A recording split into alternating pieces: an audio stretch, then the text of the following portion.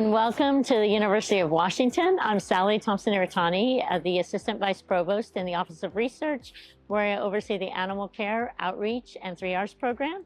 I'd like to welcome all of you today to see our Animal Care program, which consists of our Department of Comparative Medicine and our Washington National Primate Research Center. We're going to share with you today some video clips showing all the way from our cage wash to some of our human-animal interactions, and we're really looking forward to showing you the amazing care in our facilities. Researchers know the animals they work with have unique needs, just like your pets at home or the animals you might encounter in a middle school classroom.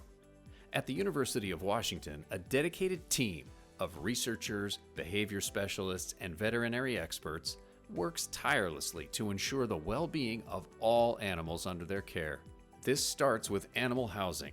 Each animal housed at the university's various facilities live in housing designed to ensure their health and well-being while supporting the integrity of research. Their environments are meant to protect them from stress and give them consistent access to food, water, veterinary care, enrichment, and socialization. Mice, for example, are housed with sufficient space, appropriate bedding material, a social group when studies permit, a controlled temperature and humidity environment, a consistent light cycle, and enrichment items like tubes or climbing structures.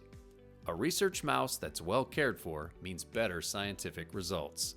So at DCM, our mission is really to foster the knowledge as well as improve the health for both people and animals.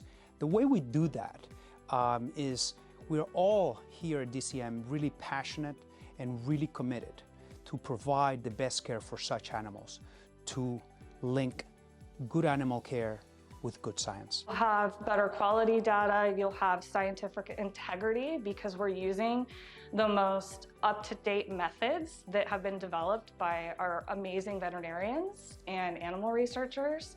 Zebrafish are used in research because they're hardy animals that are relatively easy to breed and maintain, and they share a high percentage of genes and systems with humans.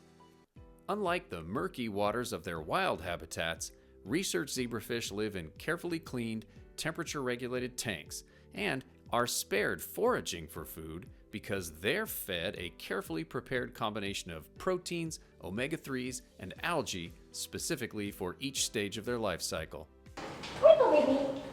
Macaques at the Washington National Primate Research Center have a couple of types of housing.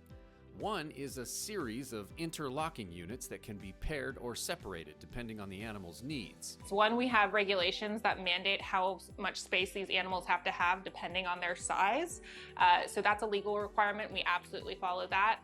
And then beyond that, we also have considerations like socialization, the type of study they're on, are they receiving medications? So the first thing we always do is make sure that they are compliantly housed in enough space.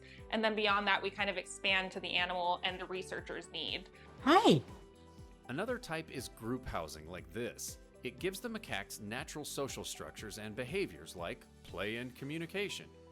We want them in kind of the most humanistic situation we can. So we want them comfortable in their houses. We want them comfortable with their friends. We want them as low stress as possible. If we house these animals properly, if we treat these animals properly, if we interact with these animals properly, we reduce their stress, we make their data more accurate. All that housing needs to be cleaned. Once it comes to the dirty side, then my team brings it in and starts breaking it apart. Cleaning removes waste and potential pathogens that could interfere with studies.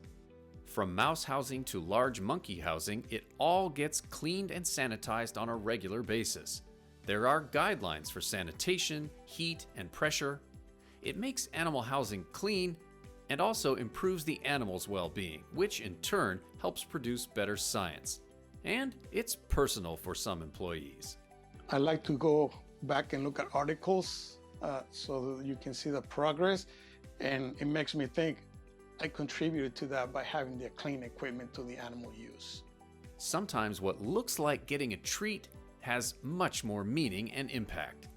Enrichment is an object, activity, or environmental modification intended to promote the emotional and physical health of the animals. So we have to make sure that we're giving our animals some sort of enrichment every single day, but we want to make sure that it is in fact enriching. So we want to make sure that it's novel and they have a variety. The goal is to provide stimulation that encourages natural behavior, reduces stress, and enhances the animal's overall health. A happy and healthy animal is the best way to determine how new treatments first trialed in animals might impact humans. For mice, enrichment can be things like shreddable bedding they can use to build nests, or plastic tunnels that mimic burrows and filter light, making them more comfortable.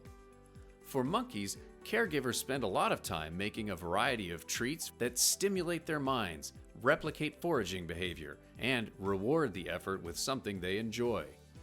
It could also be toys placed in or attached to their housing. I mean, they love it. They look forward to it every day.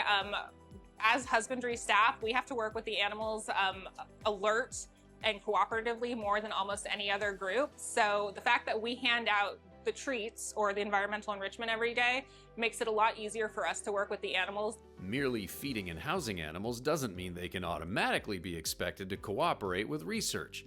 For monkeys especially, that requires some training. That's where behavioral management services comes in, with training based on positive reinforcement. And the way this impacts our research is it takes the monkeys out of the scenario where we are doing things to them to the place we are doing things with them. It makes it for much more comparable to our experience when we go to the doctor for a blood draw, or our experience when we're interacting with anybody in the medical system. Something called target training is a good example of creating a cooperative relationship. So if I want a monkey to reach out and touch a target, when they reach out and touch the target, they get added a reward of, here's the treat that you wanted. So they learn the contingency of, if I do this, then I get that.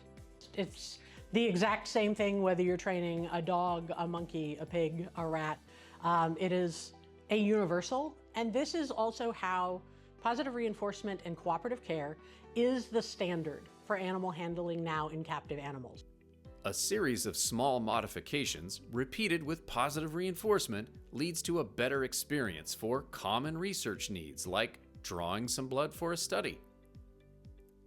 You have a history of relationship with the animal through positive reinforcement, which creates a positive relationship with you with the animal. It creates a positive relationship with the equipment, so the target that we're asking the animal to hold onto, the procedure cage that we loaded the animal into, all of those things become classically conditioned. So the animal comes out of their cage into a space that they feel positively about. And then they interact with a person that they feel positively about. And then you build a trust, you build a relationship, and you shape a behavior that then, when the needle becomes involved, it's a minor inconvenience compared to all of this other positive experience, positive background, positive relationship that has been built in that environment. This leads to a culture at the Primate Center that is the vanguard for change of animal research approaches. Love my job. My job is, I get to teach people how to have a relationship and communication with another species, and how to change the animal's experience in this environment. And that changes the human experience in this environment. Refined handling is an example of this. So refined handling is where you use either a tunnel or a cupping method. We prefer the tunnel method. And you have a plastic tunnel insert that you put into the cage. And you use that tunnel as basically a device to more safely and humanely pick up your research mice. All of this work and the research requires a tremendous amount of coordination and support. The Project Coordination Unit does this by providing everything from tracking and coordination of all the animals with each research project to lending a hand for small procedures and screenings. The care team that takes care of these animals on a regular basis really are watching them every day, multiple times a day. We celebrate their birthdays, we know their favorite foods, we provide the best care on a routine basis. How we care for animals is paramount to the research results that our institution can produce. And it's critical that we are hiring members of our team that care deeply about the animals that we have here. Animals that are psychologically and physically healthy make the best research results. That's been demonstrated over and over and over again, and we are committed to maintaining our animals here under the highest level of care possible.